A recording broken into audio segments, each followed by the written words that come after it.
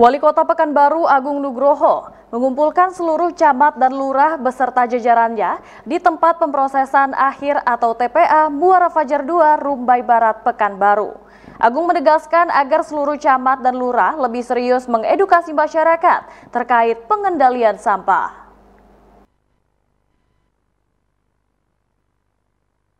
Saat ini kondisi TPA Muara Fajar saat ini sudah mengkhawatirkan karena hampir penuh dengan tumpukan sampah. Hal ini bisa menimbulkan persoalan besar jika tidak ada langkah pengendalian sejak dari rumah tangga.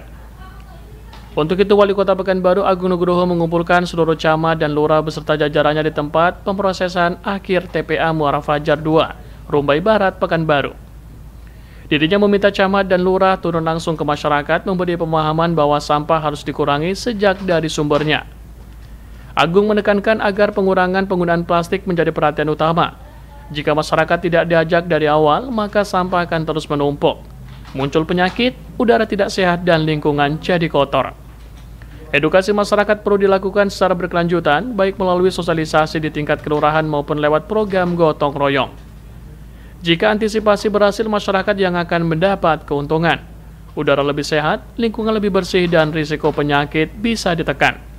Agung menyampaikan Pemko Pekanbaru sudah memulai langkah pengendalian sampah dengan menerbitkan surat edaran penggunaan tumbler bagi ASN. Ke depan, larangan penggunaan kantong plastik juga akan diberlakukan di pusat perbelanjaan. Karena cara edukasi inilah yang paling efektif dan paling ampuh untuk mengurangi sampah yang ada di Kota Pekanbaru. Kita minta juga masyarakat proaktif dalam mensukseskan program pengurangan sampah atau program pengurangan penggunaan makanan atau yang pemakaian barang-barang plastik seperti itu.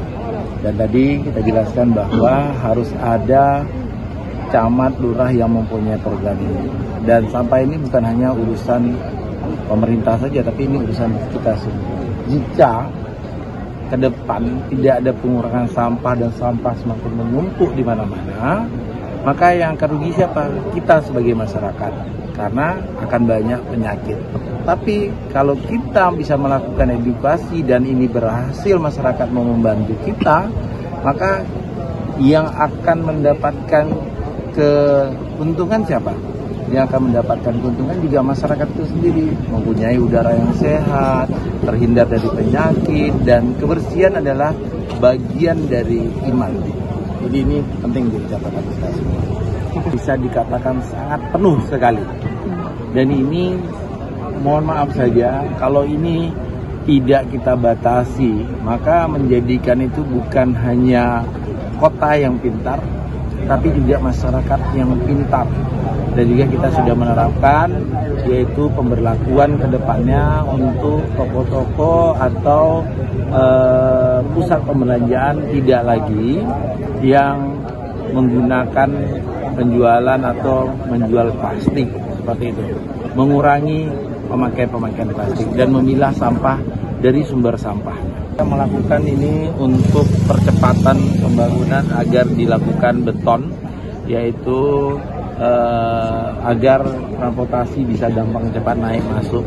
Tadi kan kita lihat bahwa karena hujan cukup padat, cukup kencang kemarin angin, dan ada yang sampah yang turun kan, itu juga longsor. Ini karena sudah tinggi membukit. Jadi ini harapannya ini sampah seperti ini sudah berapa puluh tahun sudah tertimbun di sini.